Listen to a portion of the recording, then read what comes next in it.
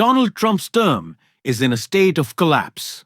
And every time I say that, I'm gonna have a big old smile on my face, because it's true. And it's not just Donald Trump who knows it. Marjorie Taylor Greene saw it coming. Republicans threatening resignation see it coming. And worst of all, for Trump, his little puppet Mikejohnson does as well, which is why he just turned his back on Trump, and in the process, also stabbed Trump in the back. And now, it is all going public as the MAGA civil war erupts. We are going to get into it all. But before we do, if I could quickly ask you to leave a like on this video. And if you haven't already, and you enjoy our channel, to hit that subscribe button, because it goes a long way and supporting our work. Now, before we get into how Mikejohnson of all people is now turning on Donald Trump, I want to start with a little context on all of the collapse happening around the administration from Lawrence O'Donnell right here. And the Department of Government Efficiency, we discovered this morning, no longer exists. That doesn't exist. Office of Personnel Management Director Scott Cooper told Reuters when asked about the Department of Government Efficiency status. Reuters reported that today at 8:37 a.m. And so Elon Musk's indefensible plaything, which produced no government efficiency but did deliver the worst cruelty the United States has ever visited upon people outside of war, is no more. In its heyday, the Elon and Donald show lit up the Oval Office, the room filled with reporters and cameras, and Elon Musk never faced a question from those reporters about what he was doing to the 400,000 children who were dying because of his playing with government, because of what he did to the United States Agency for International Development. Not one question from the White House press corps to Elon Musk about that.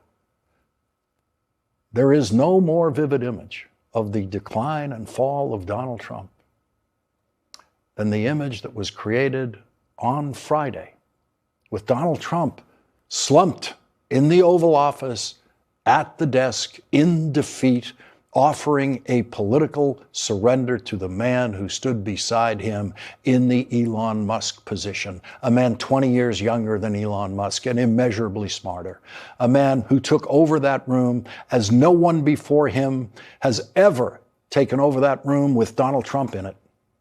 Donald Trump went from calling the man a communist lunatic to glad-handing him publicly. Donald Trump did cave to Zoran Mamdani because he knows the crisis that his administration is in now. Do I think that Donald Trump expected for a little bit of the shine to rub off on him? That this would be a good moment of PR?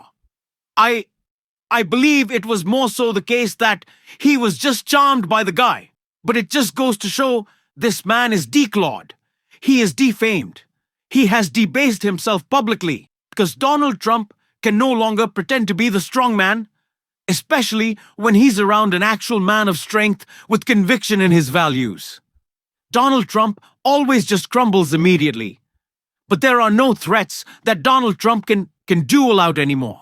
He cannot wield this belief that he is inevitable when his administration is cratering, when his approval rating is at an all-time historic low. And so Trump right now is just throwing shit at the wall. I'm serious. He is now announcing, as he has many times before, the pending healthcare plan. And if you listen to him talk right here, you'll understand why Mikejohnson just stabbed him in the back. We're negotiating with lawmakers, and I've had personal talks with some Democrats. I can't tell you who they are. I just don't want to do that. It's not fair to them. About paying large amounts of dollars back to the people. You know, this was my idea. It came up during that, oftentimes under times of stress, like the shutdown. So Donald Trump sees the walls closing in on him, and he thinks to himself, do you know what has always worked in the past 2 weeks away? Let's run it back. Let's run back a little 2 weeks away, because 2 weeks away, that is what we lean on. That's like the fucking break glass, flip the switch, the alarms go off 2 weeks away. All right? Immediate bump in approval, telling people that a healthcare plan in which you're just going to give them money for then healthcare that will become much more expensive, and they will still not be able to afford. Also, there is no substance to Donald Trump's plan. There is no plan. He's just saying words like it'd be really funny if he got to the point of unpopularity where he's like, you know what? We're gonna do Medicare for all I need to save this term. Somehow stop asking me about Epstein. But it's not gonna happen. Both us stopping asking Donald Trump about Epstein. We are going to continue to do that. But the healthcare plan, and the person who made that the clearest to Donald Trump, is Mikejohnson. Mikejohnson lights up White House as Trump backtrack outrages GOP's core as Congress readies to tackle a looming deadline to avoid healthcare cost spikes for tens of millions of Americans. House Speaker Mikejohnson is actively warning Donald Trump against extending Affordable Care Act subsidies, directly contradicting a proposal from the White House. The Wall Street Journal reported Tuesday Johnson cautioned the White House that most House Republicans don't have an appetite for extending enhanced Affordable Care Act subsidies, according to people familiar with the matter, showing how hard it will be politically to stave off sharp increases in healthcare costs next year for many Americans, wrote General reporter Olivia Beavers. Johnson's warning to the White House comes shortly after the end of the recent government shutdown sparked by Republicans' refusal to fund an extension to ACA subsidies, slated to expire at the end of this year. If allowed to expire, an estimated 4 million Americans would lose health coverage, and premiums would more than double for about 22 million. The government shutdown ended after a handful of Senate Democrats, of course, escaped, and as the White House actively considers a plan to temporarily extend subsidies, Johnson is reportedly cautioning against it. Despite the political blowback Republicans may receive for allowing healthcare costs to spike for millions, it also puts Johnson in something of a bind. Now, Johnson must balance the cries from Republicans in competitive districts who are demanding an extension of the subsidies against many members' deeply held opposition to the subsidies paid under the ACA. So Mikejohnson has turned his back not just on Donald Trump's new idea for a healthcare plan, and I've never put something in more ridiculous quotes, but he is also blowing up his ability to salvage one of the biggest factors holding down his approval rating, the need to extend these ACA subsidies. So Donald Trump has one of two options in his hands. He can either go forward with his healthcare plan, which Mikejohnson has no interest in entertaining because his increasingly small majority, which Republicans are now threatening to make smaller with shock resignations, and potentially not just smaller, but non-existent. So many Republicans are now threatening to resign that it might mean Hakeem Jeffries takes over as Speaker of the House and Democrats have a majority, and a majority on all their committees. By the way, including oversight, where they could continue to bring forward investigations against Donald Trump, this administration, and their involvement covering up the Epstein files. But Donald Trump can do that. He can blow up the House. He can infuriate Republicans even more. Or Dr. Number 2, let those subsidies expire. 4 million people lose their health care, and 2 million see their premiums double. And Donald Trump is even more fucked. And his approval rating tanks even lower. And Republicans might still resign. Mikejohnson is not a real person. He is a puppet for Trump in the House. Mikejohnson has no control over his caucus. He just wants to control one thing, and that is that it continues to exist, that he continues to be the Speaker of the House. That is his number one worry right now.